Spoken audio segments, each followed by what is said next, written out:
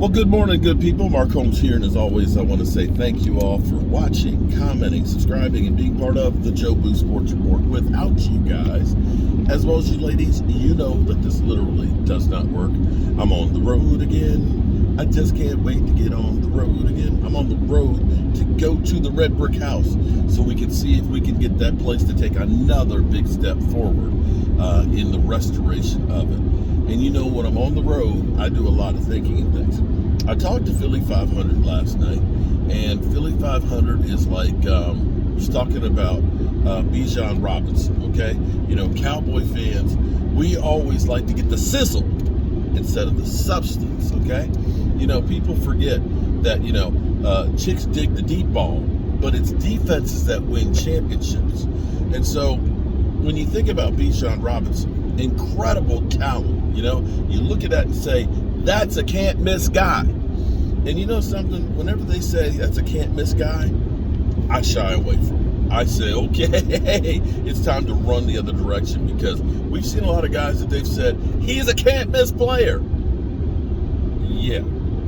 Well, here's my thing, okay? I agree. He is a great college talent.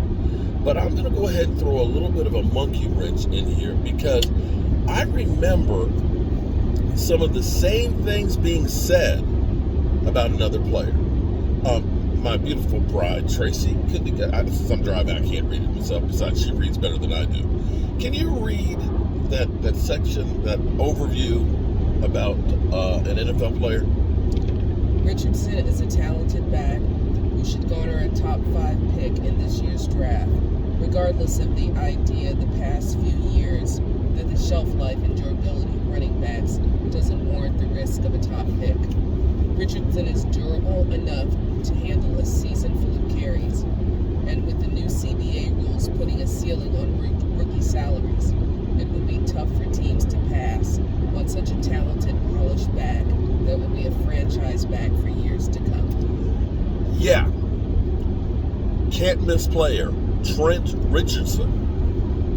Number 3 pick in the draft by the Cleveland Browns. Bust. In his career, had about 2,200 yards. Here's the thing that was amazing about him, was when he was with Cleveland, didn't bust a grade. That the Indianapolis Colts ended up trading a number 1 pick to say, we want that guy to the Browns, in which case he still did not bust a grade. In the NFL, wait for it, he averaged 3.3 yards a carry.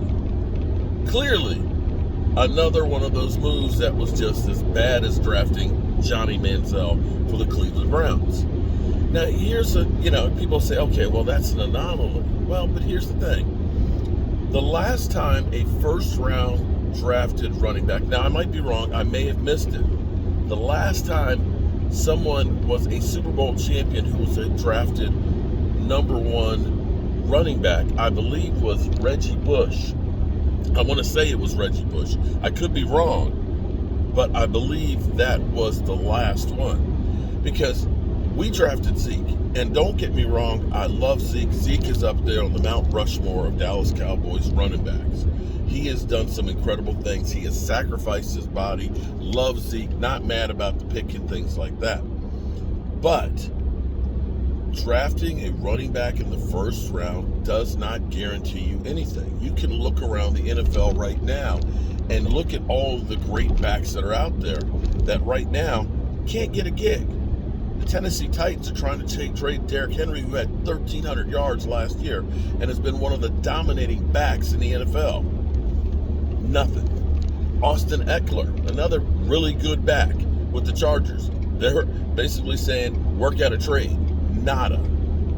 And you're seeing now the devaluation of running backs, where there's 3 running backs on the franchise tag, because that's the easy way to get them cheap, to hold on to these premier guys.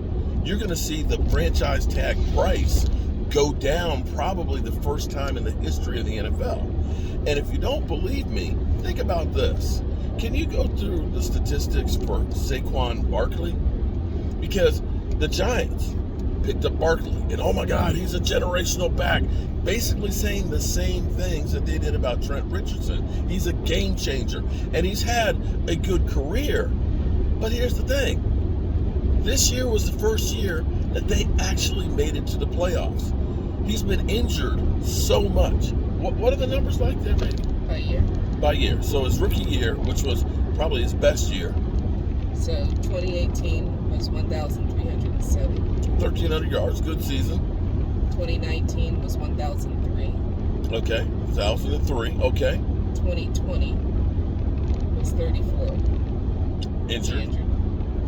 2021 was 593. Okay, so stop there for 1 second. So 4 years you had him. They did not have a winning season. They did not make the playoffs. And they invested, I think, the number 3 pick on him. Now, finally, this past year, the numbers for this past year. 1,312. So 1,300 yards. They made the playoffs. They beat Kirk Cousins in primetime. I don't know if that actually counts. But you look at that and say, was that worth a number 1 draft pick? It was exciting when he played. He's had some incredible plays. But having that great running back and putting that draft capital there doesn't seem to be paying the dividends. And so this is where you look at it, and it's not so much that you are spending that number 1 on that guy. It's that you're not spending that number 1 on a guy who may be a bigger piece of the puzzle.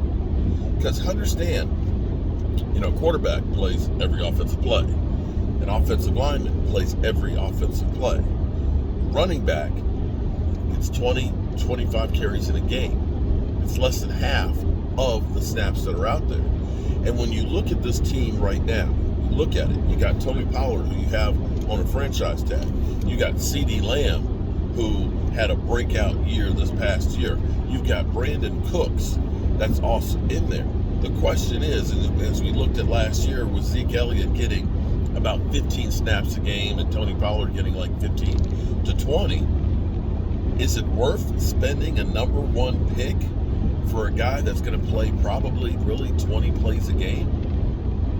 For me, I am all on board on you must fix the offensive line. You look at the Cowboys in 2016, Zeke had an incredible year, but Zeke also benefited from that being the pinnacle of the offensive line that we had since Dak Prescott's been here. And ever since that time, the offensive line has been going downhill. Tyron Smith started breaking down. Dak Prescott's rookie year started missing time. You ended up losing Travis Frederick, one of the unsung heroes at center, who truly has been missed and has not truly been replaced. And so on, going down the line. Zach Martin has been all world. I mean, Zach Martin has been everything that's advertised. But you look at that and you start thinking about the Lyle Collins and the Connor Williams and, the mismatch of players on the offensive line. You're better off spending and getting that offensive line together.